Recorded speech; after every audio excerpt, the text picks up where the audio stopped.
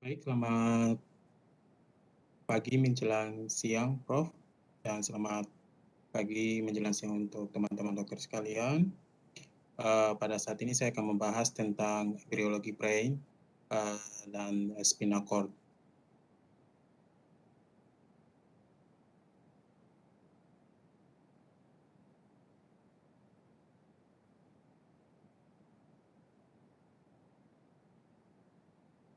Uh, yang pertama kita lihat embryologi, itu embryologi ada prognosis, progenesis, yang mana ada gametogenesis dan fertilisasi, terus ada embryogenesis yang mana ada proses morulasi, blastulasi, gratulasi, dan neurulasi. Terus di mana juga ada organogenesis, ada ektoderm, mesoderm, dan endoderm. Dan ada juga teratogenesis atau kelainan pada suatu pembentukan individu. Di mana yang pertama itu embriologi itu terjadinya embriologi itu adanya fertilisasi embrio, di mana ada sel sperma dan yang masuk ke dalam sel ovum, sel telur, yang mana akan terjadi morulasi dan terjadi mitosis, pembelahan menjadi 2 sel, terus akan menjadi 4 sel, terus 8 sel, 32 sel, terus akan di mana akan terbentuk juga embryogenesis, di mana terbentuk blastosis. Blastosis habis itu setelah blastosis akan terjadi juga membentuk gratulasi, gastrulasi, di mana setelah gastrulasi akan ke neurulasi. Itu merupakan organogenesis awal dengan pembentukan lempengan neural, di mana di situ akan terbentuk suatu organogenesis. Itu organogenesis yang mana pertama ini terdapat ektoderm dan endoderm, terus dia akan berkembang menjadi ektoderm, terus mesoderm dan endoderm. Di sini ektoderm itu di mana dia akan membentuk organ jantung, sistem saraf pusat, kulit, rambut, terus panca indera. Terus kalau mesoderm ini dia akan membentuk otot rangka, terus otot produksi, terus pendarahan, peredaran darah, terus fungsi ekskresi. Terus pada endoderm ini dia akan membentuk pencernaan, kelenjar pencernaan, terus respirasi. Di sini sekarang kan kita akan bahas tentang embriologi sistem saraf pusat. Jadi yang berperan penting di sini yakni ektoderm. Pada embriologi, perkembangan embriologi pada central nervous system itu mempunyai terdiri dari 4 tahap yang penting, di mana itu yang pertama itu primary, proses induksi primer, terus adanya pembentukan sistem ventricular cisterna, terus ada proliferasi sel-sel dan migrasi sel-sel neuron. Ini kita bahas satu persatu. Ini primary induksi proses, di mana pada primary induksi proses ini pada neurulasi primer itu sel-sel di sekitarnya, sekitar keping-keping neural ini menginduksi sel-sel keping neural untuk mengalami proliferasi, invaginasi, dan membentuk bumbung neural. Di sini di mana pada hari 15 sampai 19 itu terbentuknya neural plate, dan dia akan berkembang lagi menjadi neural growth. Dari neural growth itu berkisar antara hari ke-20 sampai 21. Terus dia akan berkembang juga menjadi neural crest. Neural crest ini pada hari 22 sampai 23, dan dia akan menjadi berkembang lagi menjadi embrio di mana pada hari ke-24 sampai hari ke-25. Di sini yang mana dia kalau ke kranial itu dia akan membentuk otak, dan ke kaudal ini dia akan membentuk sistem akan membentuk spinal cord. Ini pada minggu ke-4 dan minggu ke-5 itu atau pada hari ke-28 itu akan berkembang menjadi 3 vesikel, di mana vesikel yang pertama ini yakni itu vesikel yang pertama ini yaitu forebrain, terus vesikel yang kedua ini midbrain, dia akan membentuk midbrain, dan vesikel yang ketiga adalah midbrain. Ini tampak dari ini pada anak panah ini ada forebrain atau yang disebut dengan foramen encephalon, terus ada midbrain atau mesencephalon, terus yang ini adalah hindbrain atau yang disebut juga sebagai rhomboencephalon. Di mana setelah itu dia akan dari sini forebrain ini dia akan membentuk diencephalon dan diencephalon. Di mana diencephalon itu dia diencephalon ini diencephalon otak yang ini dia akan pada otak yang penting untuk rostral, terdiri dari dua kantong lateral, hemisfer cerebri, dan bagian tengah itu terdapat lamina terminal. Lamina terminal ini digunakan oleh komisura sebagai suatu jalur penghubung untuk serat-serat serabut atau hemisfer kanan dan hemisfer kiri. Mana pada diencephalon ini dia akan membentuk cerebri dan hipokampus, dan serta ada olfactory lobus. Terus yang di mana forebrain ini juga dia akan membentuk diencephalon yang mana pada bagian posterior otak dengan yang bermuara akan membentuk epitalamus, talamus, hipotalamus, dan subtalamus, terus akan membentuk juga ada retina. Terus yang pada gelembung ketiga ini yang pada midbrain ini dia akan membentuk mesencephalon. Pada mesencephalon ini merupakan gelembung otak yang paling primitif dan sangat mirip dengan medula spinalis. Ini akan membentuk midbrain. Terus yang ketiga ini adalah hindbrain, mana akan membentuk mesencephalon dan mielocephalon.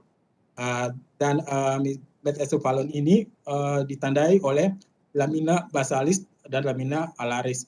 Akan terbentuk dua unsur baru yang sebelum yaitu cerebellum dan yang berfungsi sebagai pusat koordinasi untuk pergerakan, dan pada pons yang sebagai serabut saraf antara sumsum tulang belakang dan korteks cerebri dan korteks cerebelli. Terus kemudian pada mielocephalon ini akan membentuk gelembung otak yang akan menghasilkan medula oblongata.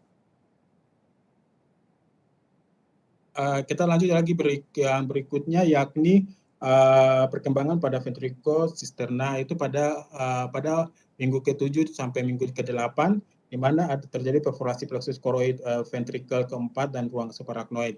Di sini juga kita dapat melihat tadi kan sudah dijelaskan bahwa terdapat 5 gelembung atau 5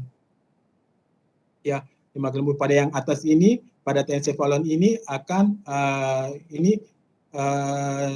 di sini dia akan membentuk ventricle lateralis. Terus dia akan turun lagi ke bawah, di mana pada diencephalon ini akan membentuk ventricle 3, dan pada mesencephalon ini akan membentuk aqueductus sylvii. Terus ke bawah lagi, di mana pada metacephalon dan mielocephalon ini akan membentuk ventricle 4.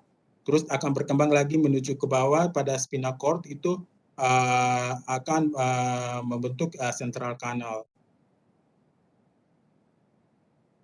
Ini proliferasi sel. Pada proliferasi sel itu terjadi pada 3 sampai 6 minggu, di mana proliferasi sel ini yang belum berdiferensiasi pada zona primitif epidermal atau neuroblast. Ini ada gambar, di mana gambar A ini menunjukkan neurogenesis. Ini menunjukkan neurogenesis pada zona subventrikular di ventrikel lateral. Sel tipe B ini, di mana sel tipe B sebagai neurostem cell yang berada di zona subventrikular ini akan berkembang menjadi sel tipe C. Akan berkembang menjadi sel tipe C dan sel tipe C sebagai sel progenitor. Sel C ini kemudian berkembang menjadi sel tipe A yang merupakan neuroblast yang akan berimigrasi secara rostral. Selanjutnya sel-sel tersebut bermigrasi di area olfactorial bulbus secara radial untuk mengalami diferensiasi. Pada gambar B ini itu terjadi neurogenesis pada hipokampus, dan neurogenesis dimulai dari sel tipe 1 yang berasal dari lapisan sel tipe 1 ini, sel tipe 1 yang berasal dari lapisan subgranular di gyrus dentatus. Terus sel-sel yang mana akan berproliferasi menjadi sel tipe 2. Sel tipe 2 dan sel tipe 2 sebagai sel progenitor yang mengalami proses yang cukup pendek. Sel tipe 2 ini juga dibagi menjadi sel tipe 2A dan sel tipe 2B. Sel tipe 2B berdasarkan perbedaan protein yang mana diekspresikannya, sel tipe 2 berproliferasi dan berkembang menjadi sel tipe 3 atau neuroblast yang mana bermigrasi ke lapisan granular dentatus gyrus yang akan mengalami diferensiasi menjadi neuron dan perpanjangan akson ke arah cornu amnonis. Terus yang tahap berikut yaitu tahap neurocell migration, di mana pada saat ini zona mantel berbentuk primitif dapat ini, di mana zona pada neurocell migration itu lapisan sel ectoderm ini membentuk permukaan dalam bumbung neural dan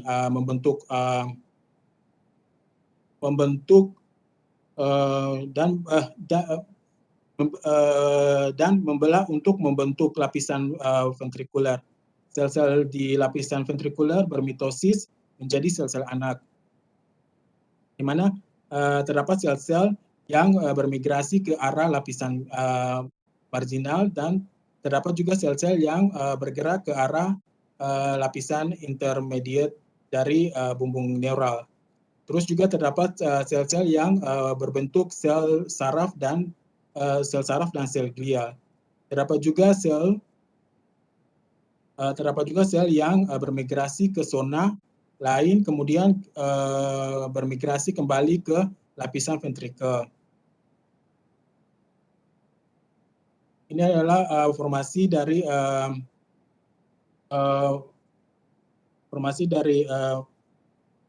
pembentukan sel saraf dan sel glia. Sel anak ini akan bermigrasi ke lapisan antara lapisan intermediate dan marginal membentuk lapisan korteks. Dan lapisan subventrikular yang akan membentuk lapisan antara lapisan intermediate dan ventrikular. Dan sel-sel ini akan menjadi sel glia dan interneuron. Sel anak yang tetap di lapisan ventrikuler ini akan berkembang menjadi ependemal yang melapisi ventrikel, otak, atau ventricle canal atau central canal dan spinal cord. Ini neural tube ini bumbung neural. Bagian bumbung neural ini adalah lapisan neural epitel, mana terjadi proliferasi dan lapisan ventrikuler, yang mana memiliki aktivitas mitosis yang sangat tinggi, yang menghasilkan sel-sel saraf dan sel-sel saraf dan makroglia. Terus yang mana lapisan mental juga akan membentuk gray matter, itu lapisan antara yang kaya dengan sel. Terus juga ada lapisan marginal akan membentuk white matter, yaitu lapisan yang miskin akan sel. Ini adalah perkembangan dari meninges dan plexus arachnoid, di mana meninges kranial berasal dari beberapa sumber seperti lempengan prekordal, terus mesoderm, prokordal, dan puncak saraf. Mesin kimia longgar di sekitar sebagian besar itu pada minggu ke-5 berkembang membentuk meninx primer. Pada minggu ke-6 itu lapisan pembatas dural ditemukan di basal dan lapisan skeletogeneus kepala menjadi terlihat. Terus pada minggu ke-7 itu dapat terlihat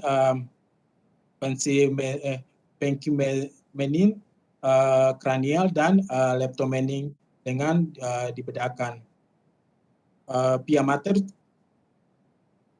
pia mater dapat muncul sebagai sel krista neural pada stadium 11 dan pada minggu ke-5.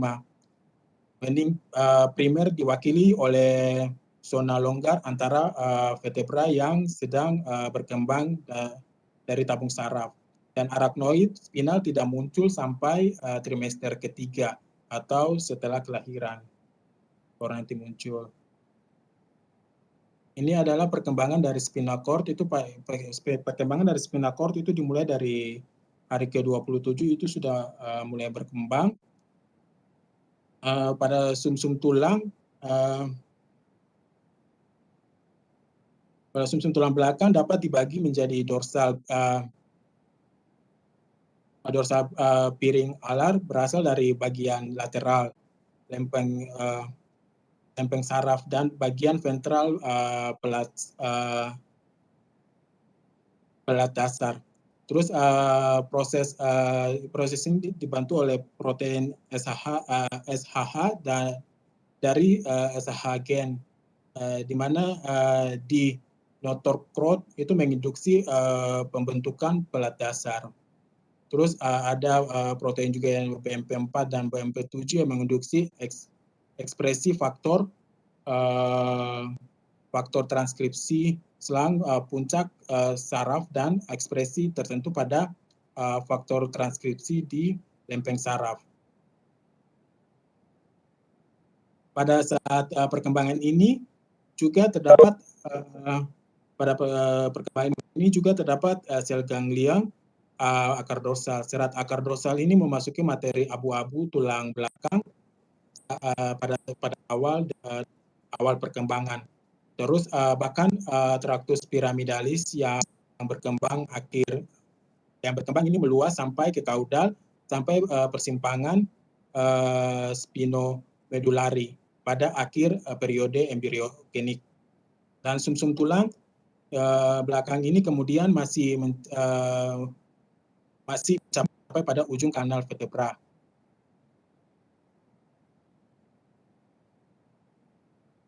Terima kasih, Prof. Ya, demikian tadi Dr. Yosef membacakan dengan tertatih-tatih, tapi ya lumayan ya. Nanti diulang-ulang baca ya Dr. Yosef ya. Siap, Prof. Ya. Kemudian yang kedua punyanya Dr. Adi ya. Dr. Adi nanti suatu saat minta slide-nya nanti Yosef baca di hadapan saya dia. Ya. Bisa, Prof. Ya, PPT-nya. Bagus, itu tadi perkembangan dari secara embrionik ya, dari sejak pembuahan sampai terbentuknya susunan saraf pusat ya. Jadi di sini bisa dilihat ya dari 1 sel, kemudian dari 2 sel jadi 4, jadi 8, jadi ini sehingga minggu ke-8 itu sudah hampir terbentuk semua bagian-bagian di otak ya. Jadi dari sini bisa dilihat bahwa kalau ada kelainan-kelainan apapun yang menyebabkan kekurangan atau kekurangan atau kerusakan pada saat hamil muda itu ya, 4 sampai 6 minggu, lebih 8 minggu itu, minggu 8, itulah yang menyebabkan terjadinya kelainan-kelainan bawaan dari susunan pusat ya. Semua itu semua kelainan kognital itu terjadi pada saat berkembangnya otak itu. Jadi hamil-hamil muda itu terjadi ya. Itulah hati-hati harus betul-betul direncanakan kalau hamil. Itu tadi ada komentar, Pak? Rasanya tidak perlu komentar ya. Dr. Yosep itu perhatikan, dibaca lagi sekali berulang-ulang dan baca yang punya Yugosadi di hadapan saya ya. Ya, siap, Prof. Nah, sudah hari Minggu, selamat libur ya. Saya tutup pertemuan ini dengan Pramono Santi. Nanti kirim slide-nya ya. Saya periksa juga ya. Ya, siap, Prof. Ya, Gus Andi sama ini kasih slide-nya Yosep biar bisa dibaca nanti ya. Baik, Prof. Ya. Saya tutup pertemuan ini dengan Prabowo Santi ya. Om Santi Santi Santi. Selamat libur, selamat beralih minggu. Jaga prokes, pakai masker, semuanya jaga kesehatan. Jangan sampai sakit. Terima kasih ya. Kita tutup pertemuan ini. Libur, santai.